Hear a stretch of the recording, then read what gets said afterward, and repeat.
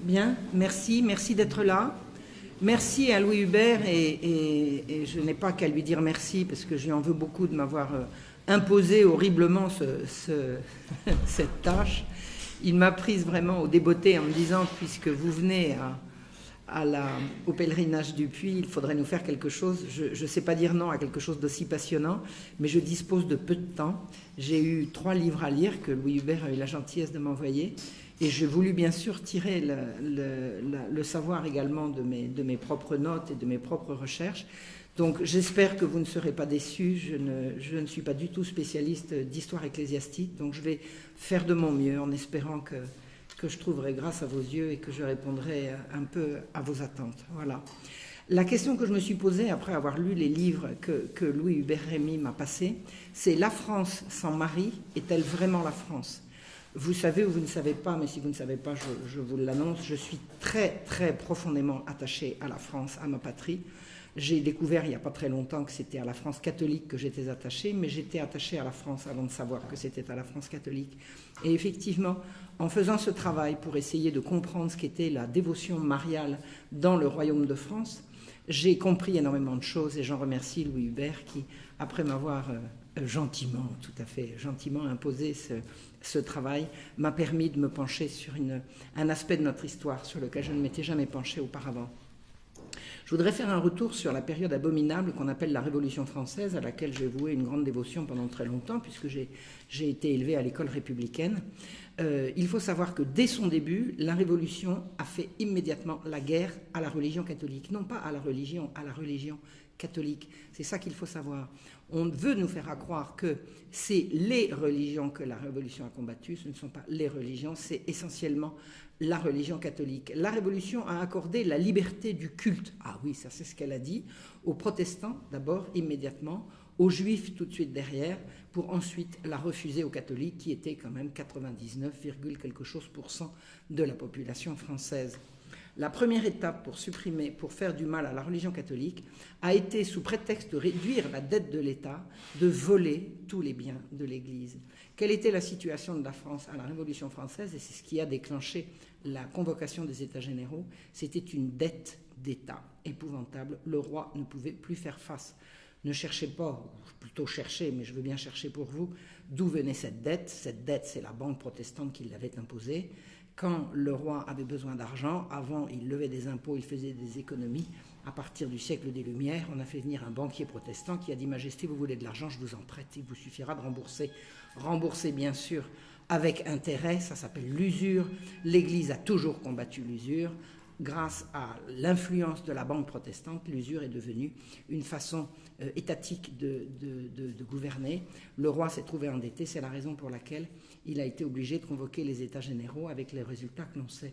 Incidemment, je voulais vous rappeler que la raison pour laquelle un banquier protestant a pu devenir le principal ministre du roi, on le doit à un certain Voltaire qui, à l'aide d'un mensonge absolument abominable qui s'appelle l'affaire Calas, a réussi à culpabiliser toute la population française catholique en faisant accroire que dans le royaume de France, on accusait à tort un innocent et on l'exécutait uniquement parce qu'il était protestant, alors que Jean Calas a selon toute vraisemblance, véritablement tué son fils dans un moment de colère.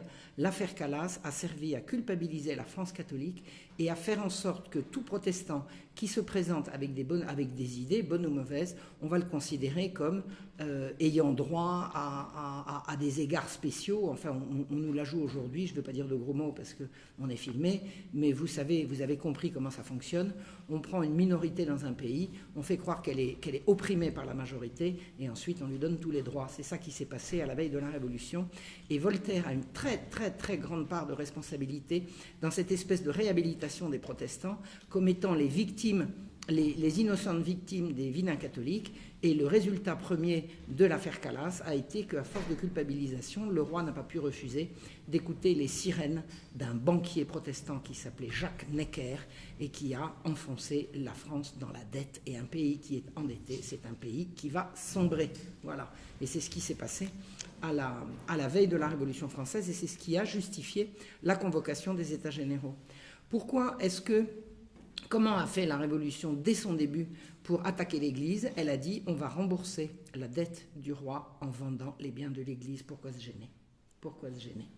À partir du moment où on a dit aux gens d'église, vous êtes très riches, immensément riches, on va émettre des billets qui vont s'appeler des assignats. On va vendre les biens de l'Église et ces biens de l'Église seront payés en assignats. Ça a été une arnaque absolument épouvantable et on a appelé ça nationaliser les biens du clergé. En fait, le clergé français a été totalement dépossédé de ses biens, mais ne croyez pas que ça a été pour le bien de la nation, ça a été une privatisation et non pas une nationalisation. Donc la privatisation des biens du clergé a fait que du jour au lendemain, et ça a été dès les premiers mois de la Révolution, l'Église s'est retrouvée sans frais, sans fonds et sans son autonomie. Qu'est-ce qui faisait de la liberté de l'Église sous l'Ancien Régime? C'est que comme elle percevait la dîme, elle n'était pas dépendante de l'État. À partir du moment où l'Église s'est trouvée démunie de ses biens et de ses revenus, elle est tombée sous la coupe de l'État. C'était le rêve, c'était ce que voulait l'opposition à la fois au roi et à l'Église. Et cette opposition a eu nom pendant tout le XVIIIe siècle de jansénisme. Les jansénistes étaient des protestants qui n'avaient pas rompu avec Rome, en tout cas officiellement. C'était des gens qui étaient restés catholiques, mais qui professaient dans une théologie tout à fait proche du protestantisme. Et leur façon de s'attaquer violemment au roi et à l'Église a consisté à dire la société civile a son mot à dire sur les questions théologiques. Tout le règne de Louis XV a été empoisonné par ces querelles et par ces prétentions. Or, c'est là qu'on va les voir à l'œuvre. Le 2 novembre 1789, tous les biens du clergé sont mis à la disposition de la nation. Ça a été une gigantesque spoliation. Et 3 mois plus tard, on commençait à interdire les vœux monastiques et on supprimait les ordres religieux. C'était fait le 13 février 90 et la constitution civile du clergé suivra le 12 juillet 1790, rédigée par le janséniste Camus. Les jansénistes ont fait préparer la Révolution pendant tout le siècle et ils l'ont gagnée dans les 6 premiers mois, disons dans les 12 premiers mois de la Révolution. La constitution civile du clergé consiste à dire le clergé n'est plus dépendant de Rome, il est dépendant désormais de la nation. Et la nation, c'est qui? Eh bien, ce sont les bourgeois et les marchands qui viennent de prendre le pouvoir. Voilà. Et on appellera ça le peuple, et c'est une des grandes mystifications de cette période abominable qu'on appelle la Révolution française. L'Église n'ayant plus de moyens, n'ayant plus la possibilité de pourvoir à ses propres besoins, elle tombe immédiatement sous la coupe de l'État, qui désormais la commande, puisque c'est l'État qui va payer les ministres du culte. Voilà. Donc, avant, un prêtre était payé par l'Église. À partir de juillet 1790, un prêtre va être payé par l'État, par la nation. C'est-à-dire, encore pour un moment, par le roi, mais c'est un roi sous tutelle, c'est un roi qui n'est plus libre, c'est un roi qui n'est plus ce qu'il a été pendant des générations, pendant des siècles et des siècles. L'Église tombe sous l'autorité de 10 archevêques, qui auront 83 évêques, un par département, et les départements sont délimités par l'Assemblée, par la Révolution, par ces gens qui viennent de prendre le pouvoir. Et les curés sont intronisés par leurs métropolitains, mais ils sont choisis par des électeurs. Dans une paroisse donnée, les électeurs vont élire leur curé. Et parmi les électeurs, il y aura des protestants, il y aura des juifs, c'est pas grave, ils voteront. C'est l'universalité de ce genre de choses. C'est bien sûr une abomination, c'est totalement contraire à la religion catholique. On supprime les chapitres et le vœu des jansénistes qui ont voulu pendant tout le siècle une église soumise aux laïcs, ce vœu est absolument accompli désormais. C'est du gallicanisme poussé à l'extrême. L'Église de France n'a plus besoin du pape, ben voyons, elle va se débrouiller toute seule. C'est un véritable triomphe pour le parti janséniste, dont je vous signale au passage qu'il s'est débarrassé des jésuites. Et les jésuites étaient l'épine dans le pied du système économique libéral qui était en train de se mettre en place. Les jansénistes ont réussi à éliminer les jésuites. Les jésuites étaient les confesseurs des rois. Ils étaient à la fois l'oreille des rois et obéissants au pape, donc ils étaient cette garantie que la France restait catholique. En 1765, les jésuites ont été enfin ça s'est fait en 63, mais en 65 c'était terminé. Les jésuites ont été totalement éliminés de toute la zone d'influence en France, et le 27 novembre 90, on va faire signer aux prêtres un serment un serment d'allégeance à la nouvelle constitution. Qui rédige ce serment? C'est un protestant qui s'appelle Barnave. On ne veut plus de religion prétendument, c'est surtout la religion catholique. Les protestants, des protestants, parce qu'il ne faut pas exagérer, des protestants sont au pouvoir. Donc ils vont on va obliger les prêtres qui sont maintenant sous la coupe de l'État. Un prêtre qui ne veut pas jurer ne va pas toucher de salaire, donc il ne pourra pas vivre. Donc l'Église est totalement muselée. Et les curés jureurs sont des gens qui acceptent de jurer fidélité à une constitution que des bourgeois viennent de voter et une constitution qui institue le libéralisme économique. Les rois de France et l'Église ont été depuis le début opposés à l'usure. Le principe qui consiste à faire de l'argent avec de l'argent et à tenir les gens par les dettes qu'on leur impose est totalement contraire à l'esprit de la royauté française et totalement contraire à l'esprit de l'Église et de l'Évangile. Et dimite nobis debita nostra, remettez-nous nos dettes comme nous les remettons nous-mêmes à nos débiteurs. L'Église est totalement opposée au principe de l'usure. C'est le principe de l'usure qui va qui va être constitutionnalisé dès les débuts de la Révolution, le libéralisme économique. Ce qui compte, c'est la parole entre l'acheteur et le vendeur. Plus aucune morale n'aura cours que la morale du libéralisme économique. C'est une morale de marchand. Des siècles et des siècles de catholicisme viennent d'être mis à bas. On va demander aux prêtres de jurer fidélité à cette constitution libérale, de libéralisme économique. Seuls 7 évêques jurent, les autres refusent de jurer. Dans certaines régions de France, beaucoup de prêtres vont jurer, mais une écrasante majorité ne va pas vouloir jurer parce que c'est contraire à leur conscience. C'est une affaire de conscience. Le 10 mars 1791, le pape Pie VI rejette la constitution civile du clergé comme étant contraire à tout ce qui fait le catholicisme. L'État n'a pas à se mêler des affaires de l'Église. Toute l'arnaque, tout le mensonge de la laïcité est là. La Révolution a lié l'Église à l'État alors que l'Ancien Régime les séparait. On appellera ça la laïcité, alors que c'est son contraire. La Révolution a voulu imposer sa religion répondant à ses intérêts qui étaient contraires à ceux du peuple. Le peuple ne voulait pas de libéralisme économique, le peuple voulait des lois, le peuple ne voulait pas des droits, il voulait des lois contraignantes, des lois qui interdisent qu'on s'enrichisse sur les pauvres, qui interdisent que le profit soit le critère valable pour une législation. Et la Révolution a renversé toutes ces valeurs chrétiennes, toutes ces valeurs catholiques qui avaient fait le royaume de France pendant des siècles et des siècles.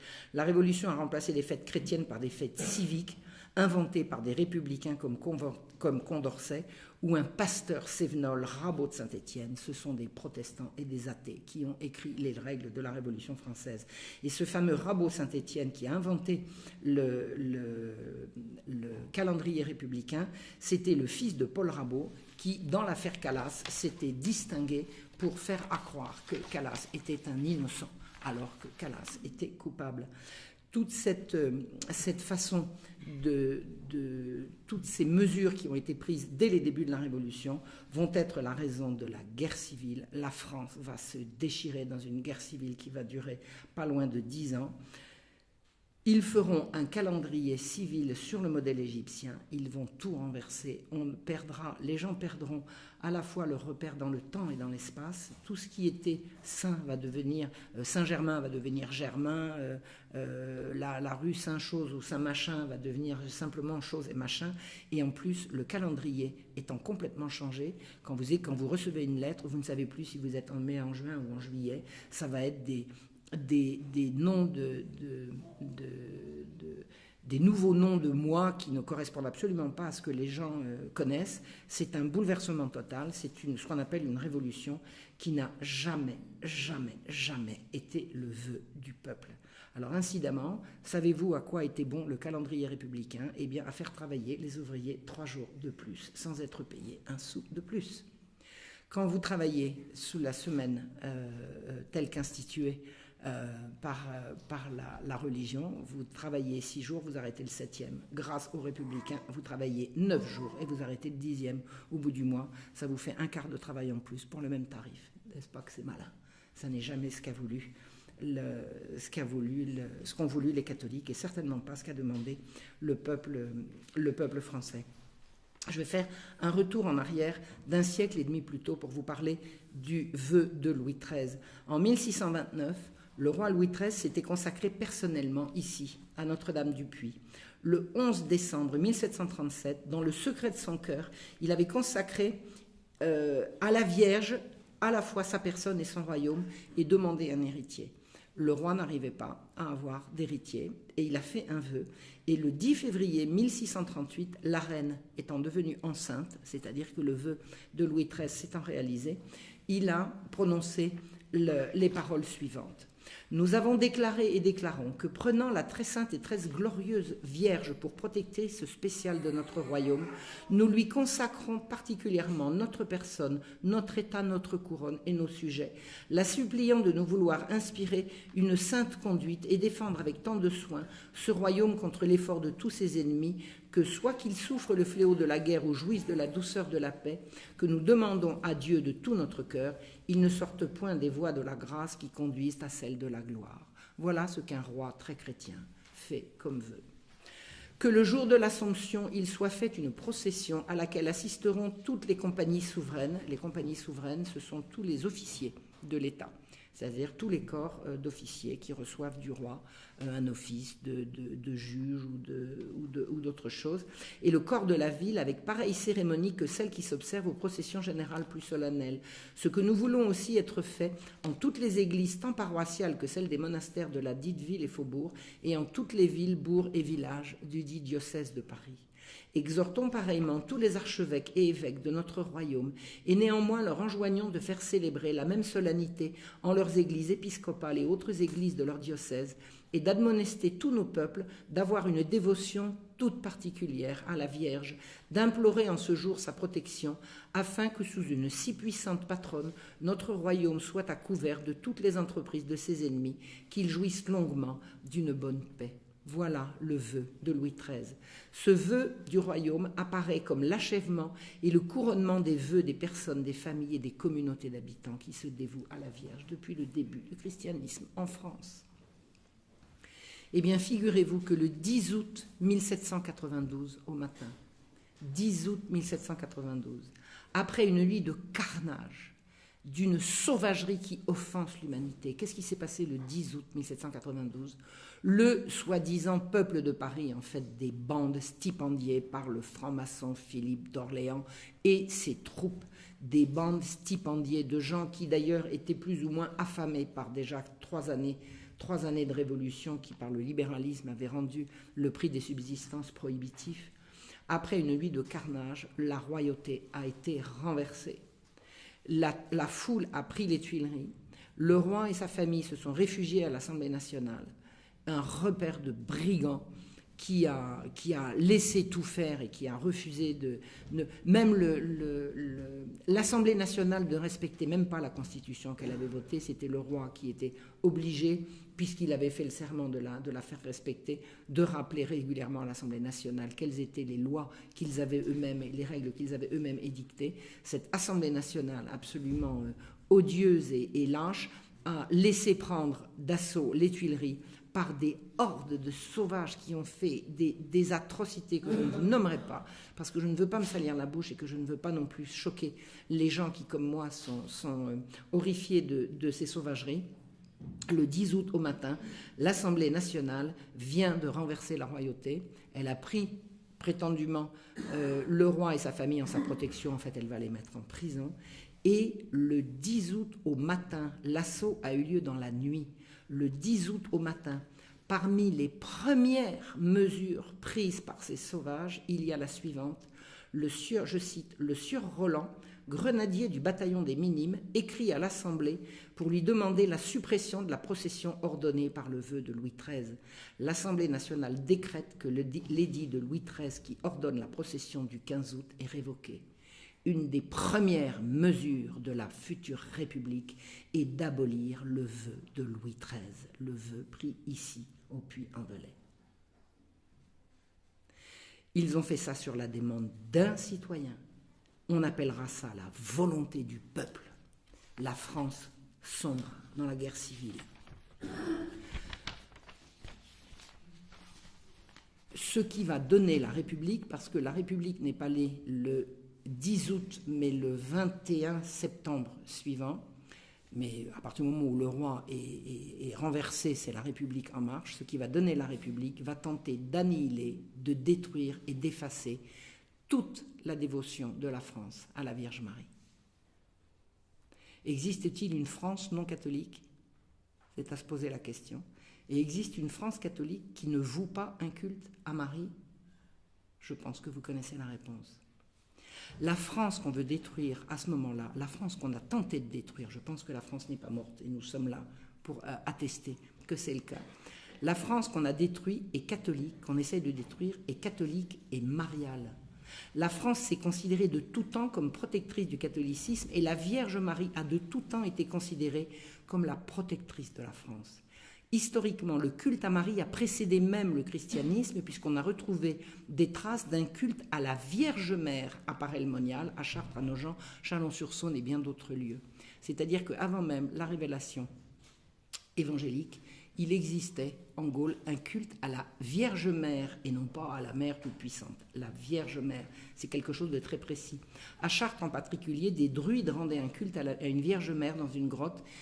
La grotte ayant servi, dit-on, alors je n'ai pas vérifié, mais je pense que les sources sont fiables, c'est à partir de ce sanctuaire qu'a été construite la cathédrale de Chartres.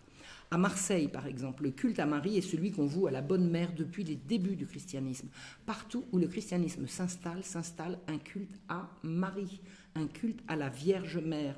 Au IIIe siècle, le premier évêque de Paris, qui s'appelait à l'époque Lutèce, le fameux Saint-Denis, s'est prosterné devant la Vierge avant d'aller évangéliser la Gaule, comme le lui avait demandé le pape. Évangéliser la Gaule, c'est commencer par vouer un culte à Marie, Mère de Jésus. Il a fait construire un oratoire sur ce qui est devenu plus tard Notre-Dame-des-Champs. L'évangélisation de la Gaule commence par un culte à Marie. L'expansion et l'enracinement du christianisme se font par le culte marial.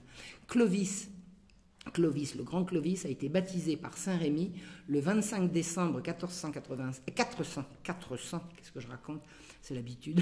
Il fut le premier roi, il a proclamé Marie, reine de France. Je suis le roi de France, et Marie est la reine de France.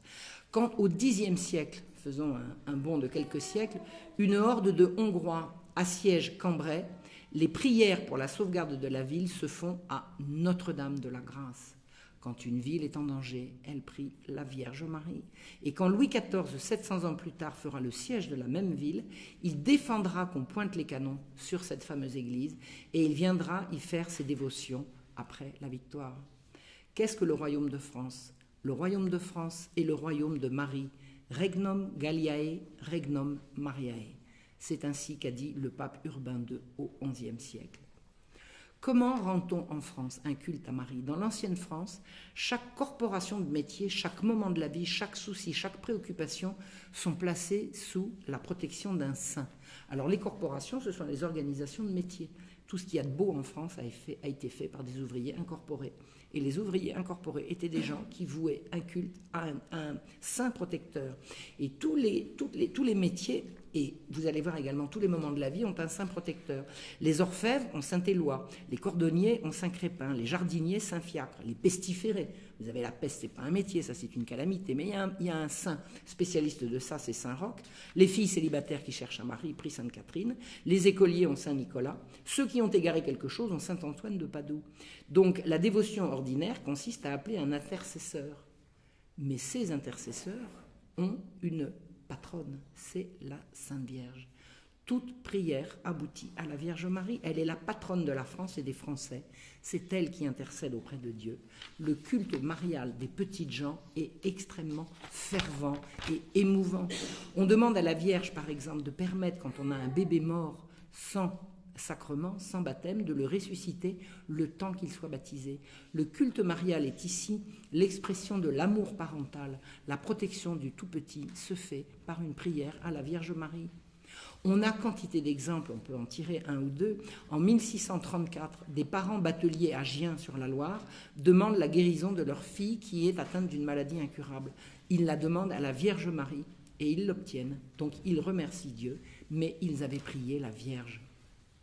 C'est une époque, l'ancien temps, où on croit aux miracles, et on en reconnaît même plus que l'Église elle-même, qui est extrêmement méfiante avec les miracles, contrairement à ce que feront accroire tous les libres penseurs et les francs-maçons divers.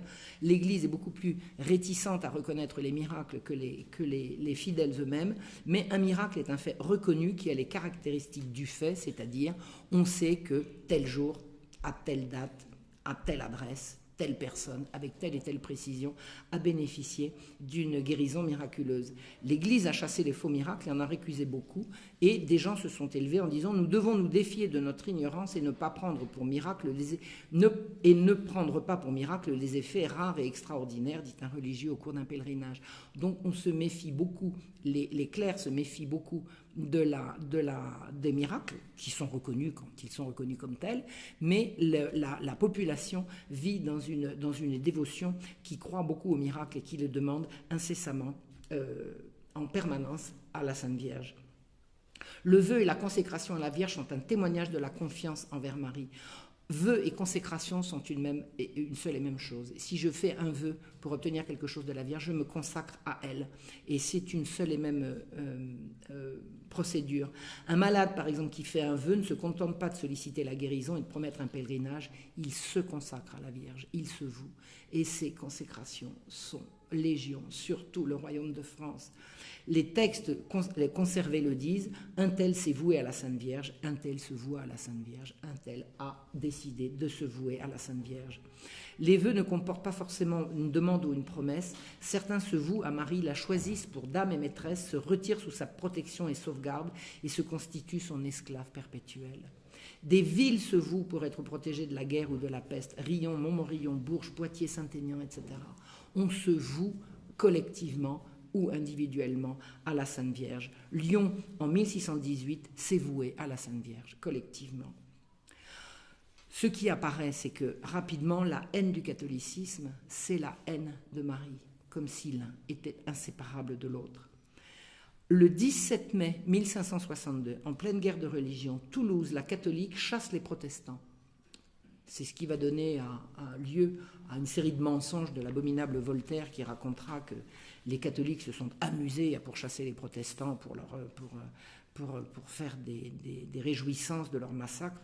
Écoutez ce que dit un contemporain de la libération de Toulouse des protestants. Il dit « La ville fut délivrée des hérétiques et de l'hérésie qui détruisaient avec une fureur vraiment infernale tous les monuments que la piété de nos pères avait élevés à la gloire de Dieu, de la Sainte Vierge et des saints, dont les reliques sont conservées avec vénération à Saint-Cernin. » C'est-à-dire que ce que les protestants qui détestaient le culte à la Vierge Marie ont représenté pour les catholiques, pour les gens humbles de l'ancien temps, c'était une horreur de la dévotion aux saints et une horreur de la dévotion à la Sainte Vierge.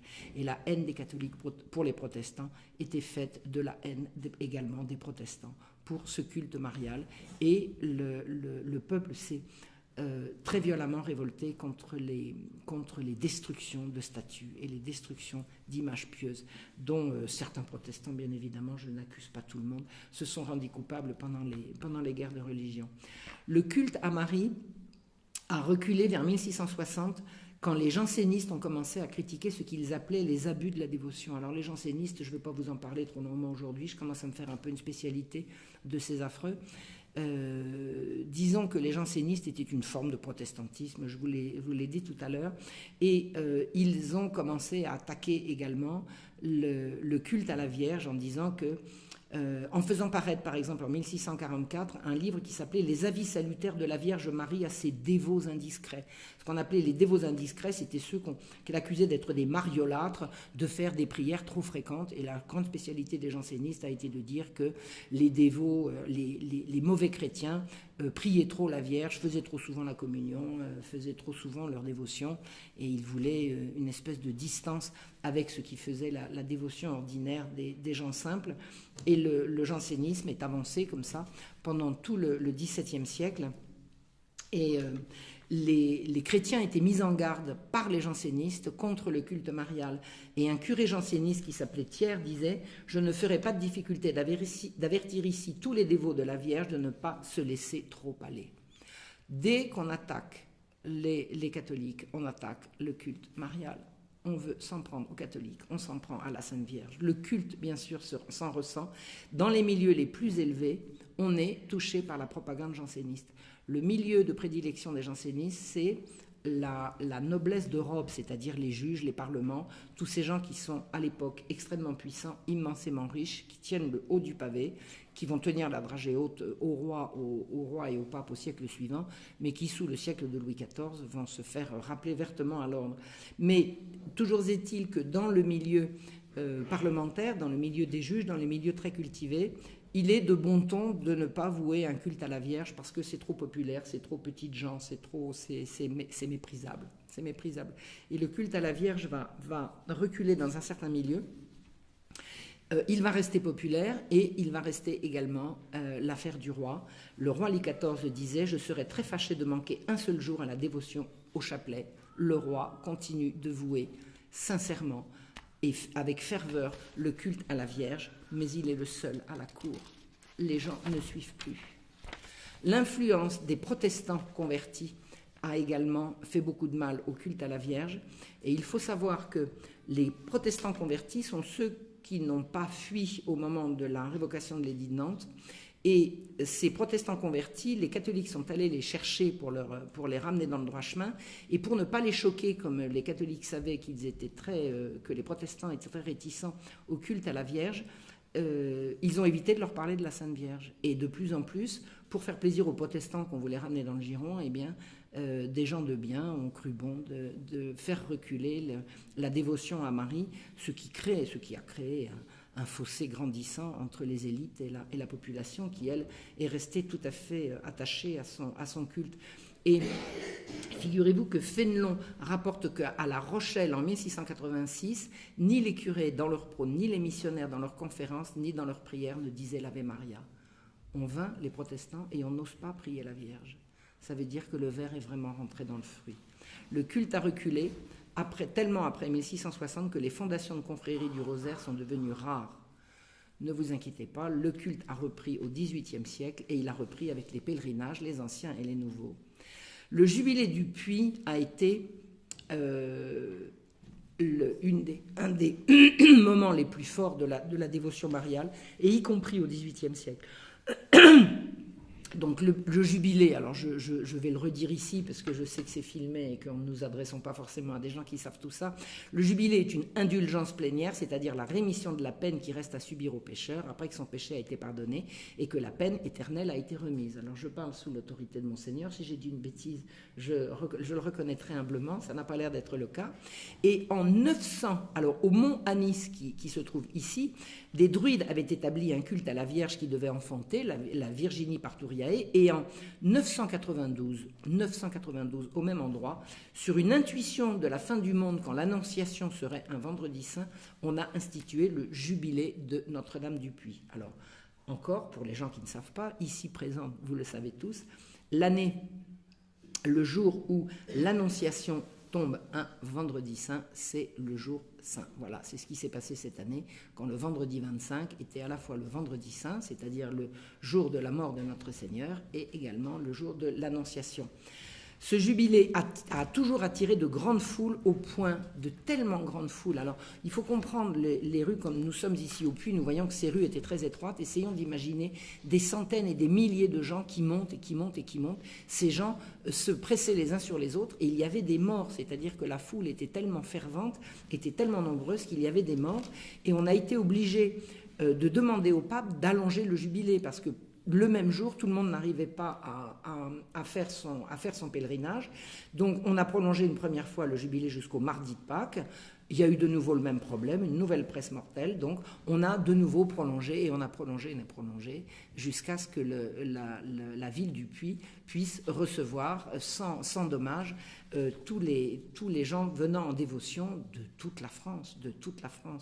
Le roi Charles VII a fait lui-même plusieurs pèlerinages, et en 1429, donc nous ici ce soir présents, nous avons une pensée particulière, fut l'année du 12e jubilé du Puy et la 3e du siècle. Jeanne d'Arc y a envoyé sa maman pour recommander à Notre-Dame le succès de sa mission. Voilà. Et ensuite, elle a délivré Orléans. Donc le jubilé de Alors, excusez-moi, je n'ai pas retenu le nom de la maman de Jeanne d'Arc. Isabelle Romé. Isabelle Romé. Isabelle Romé est venue au Puy en 1429 pour le 3e jubilé du siècle et le 12e jubilé de la ville et du lieu. Un mois plus tard, donc, elle a délivré Orléans. Les jubilés, alors je ne veux pas vous faire, ça n'a aucun intérêt que je vous raconte l'intégralité des jubilés, parce qu'il y en a eu tellement. Je vais simplement en venir à celui qui nous importe pour l'histoire que je vous raconte, c'est celui du roi Louis XIII au XVIIe siècle. Quand Louis XIII a écrit au pape: « Une des églises de mon royaume à laquelle j'ai le plus grand amour et singulière dévotion est l'église de Notre-Dame du Puy en Auvergne, où j'ai aperçu qu'à l'intercession de Notre-Dame, Dieu m'a fait de grandes grâces. » Il a demandé un an entier de pardon au jubilé, et non pas simplement une huitaine ou une quinzaine. La foule qui se rassemble au puits est telle qu'il faut empêcher les avares de s'enrichir en haussant les prix des subsistances. Le jubilé est devenu un rassemblement de foule. Les autorités, alors vous imaginez des gens qui voient arriver dans leur ville des milliers et des milliers de pèlerins, en profitent pour vendre de l'eau très chère, pour hausser le prix du pain, pour faire des filouteries. Les autorités ont été obligées de fixer une taxe sur le pain qu'ils affichaient dans la ville avec l'avertissement: quiconque vendra du pain plus cher que le prix fixé, le prix taxé, c'est ce qu'on appelle la taxation, sera puni des galères s'il l'outrepasse. Voilà comment, dans l'ancien temps, avant l'arrivée des marchands au pouvoir, on faisait avec les jours de grande presse et les jours de grande foule dans les lieux publics. Au jubilé de 1712, on a distribué 10 000 communions et on a confessé 15 000 personnes. C'est énorme. Les confesseurs étaient 27, ils confessaient de 4h30 du matin jusqu'à 17h30 sans discontinuer. Des mesures de police ont été prises pour l'approvisionnement, pour la voirie, pour la sécurité. Le 1712, c'est la fin du règne de Louis XIV, nous sommes déjà au XVIIIe siècle. Nous sommes à un saut de puce de la Révolution. La dévotion à Marie continue. Il vient des pèlerins de toute la France, du fin fond de la Flandre, de l'Espagne, de l'Allemagne, d'Italie et de partout. La dévotion, ici, au Puy, est absolument fervente. Les gens se déplacent en foule. Les gens marchent pieds nus. On est obligé de canaliser la foule pour empêcher la presse mortelle. On y arrive. Au fur et à mesure que le temps avance, il y a toujours autant de gens, si ce n'est beaucoup plus, et on a réussi à éviter les presses mortelles qui attristaient tellement les premiers pèlerinages. Figurez-vous qu'en 1785, 4 ans avant la catastrophe, il y a eu ici 90 000 pèlerins. Vous imaginez, 90 000 pèlerins. Ce sera le dernier pèlerinage avant l'horreur. 4 ans avant la Révolution, encore 90 000 personnes se pressent pour ici exprimer leur dévotion à la Vierge Marie. La Révolution a été l'interruption brutale du culte catholique. Dès l'automne 1792, alors je refais un saut dans la Révolution, les Tuileries tombent le 10 août, la République est proclamée le 21 septembre, et immédiatement après, l'assistance à la messe de minuit est interdite. On arrive à Noël 1792, les gens vont à la messe, on leur dit interdit d'aller à la messe de minuit. Rentrez chez vous. À quel titre? La loi du plus fort. Ces gens-là ont gagné. Le roi est jugé, il est condamné à mort, il demande l'appel au peuple, il demande qu'on demande au peuple ce qu'il en pense. Les grands démocrates que sont les révolutionnaires refusent l'appel au peuple. Le roi est exécuté. Un an plus tard, le 24 novembre 1793, on ferme les églises et on instaure le fameux calendrier républicain. Les ouvriers travailleront 3 jours de plus par semaine. On a réduit leur repos d'un quart. Il n'y a plus de culte catholique en France. Il est clandestin désormais. Pour Robespierre, la religion catholique est l'ennemi de la République, mais l'athéisme, dit-il, est immoral. Robespierre ne veut pas d'une France, d'une République qui soit athée. Parce qu'il n'a pas tort d'ailleurs, je pense que de son point de vue, il a raison. Il dit que les athées sont des gens qui sont méprisants au peuple. Il a certainement raison. Donc il va inventer un culte, un nouveau, parce que le catholique ne lui convient pas. Et il va inventer le culte à l'être suprême. Mais il n'a pas inventé. L'être suprême, Voltaire en parlait déjà en son temps. L'être suprême, c'est le Dieu dont on a besoin pour dire qu'il y a une autorité supérieure qui décide pour nous et à laquelle il faut se vouer.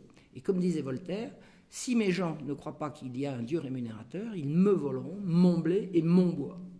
Voilà. Donc pour empêcher les voleurs de lui voler son blé et son bois, coupés par les voleurs en question et cultivés par les voleurs en question, hein, enfin bon.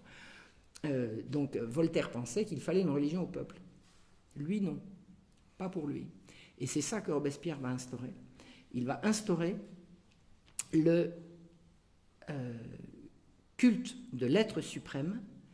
Et alors, au puits, pendant la même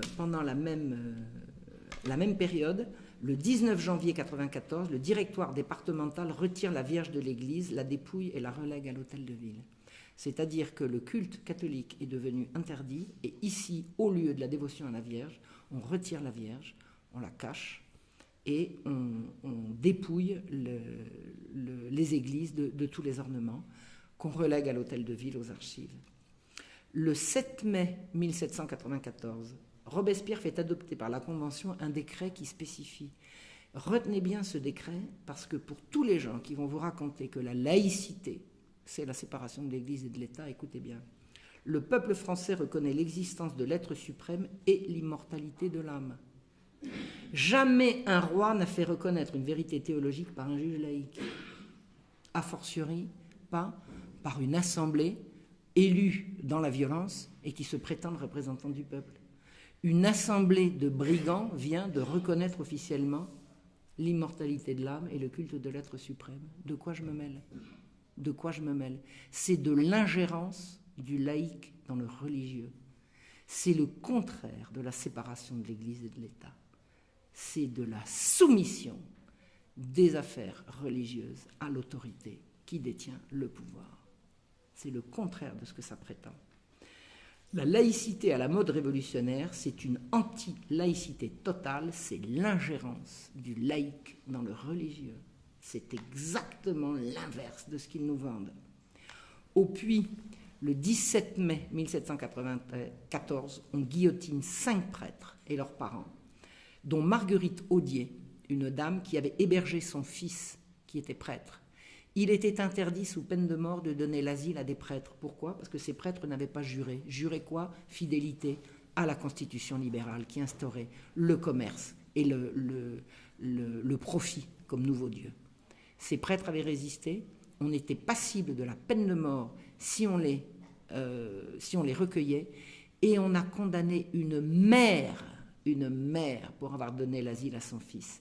Et avant de monter à la guillotine, elle a dit « Une chienne peut nourrir ses petits, et vous faites mourir une mère pour avoir reçu son enfant, vous êtes des tigres. » Le 8 juin 1794, c'était la Pentecôte. À Paris, on célébrait le culte de l'être suprême, qui ne peut plus s'appeler Dieu, il n'a plus le droit. Au puits, ici, on a allumé un grand bûcher où on a brûlé les bustes des évêques tirés des églises, les tableaux pieux, les vêtements liturgiques, les bannières des corporations. Vous savez ce que c'est que les bannières des corporations ?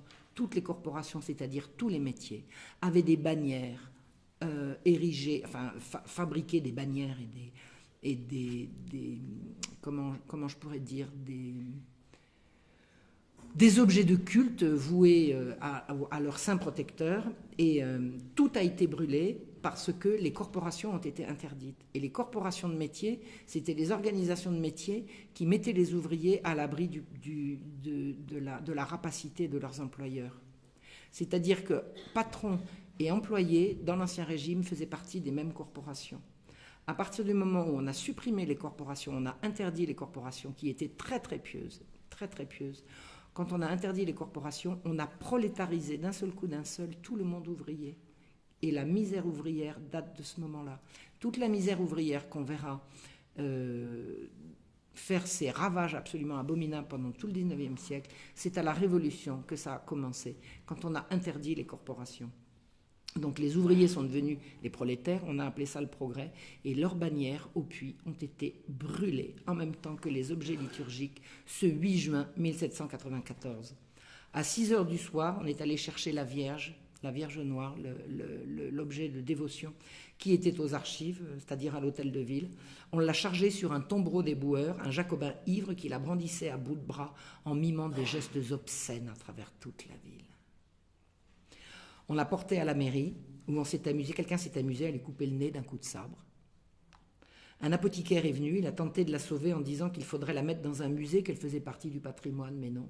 La haine anticatholique était la plus forte. Un inconnu a empoigné la statue et est parti la jeter dans le brasier.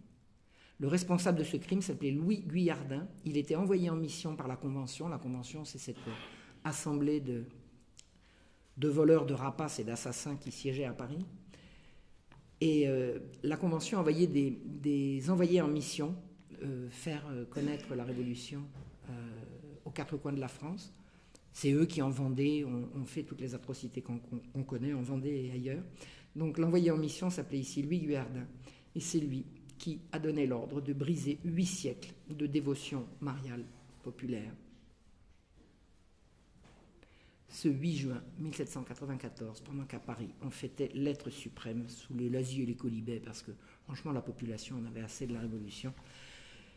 Ils n'y croyaient pas beaucoup à toutes ces singeries, mais la terreur le leur imposait. 62 ans plus tard, le 8 juin 1856, 60 000 personnes seront présentes de nouveau pour honorer la nouvelle Vierge Noire du Puy. C'est-à-dire que le culte marial a été atteint, mais il n'a pas été détruit. Et nous sommes ce soir également la preuve que ça continue. Voilà. Conclusion, ce n'est pas un objet qu'on honore ici. C'est la Vierge Marie. La France a été consacrée à Marie, et elle est restée consacrée. Aucun édit révolutionnaire ne peut effacer la consécration qui a été faite de la France à Marie. C'est toute la dévotion mariale populaire, donc catholique, qu'on continue de célébrer ici, quand on aime Dieu, quand on aime la France, quand on est en France et qu'on aime Dieu, on célèbre la Vierge Marie. Et je vous remercie de me l'avoir fait découvrir. Thank you.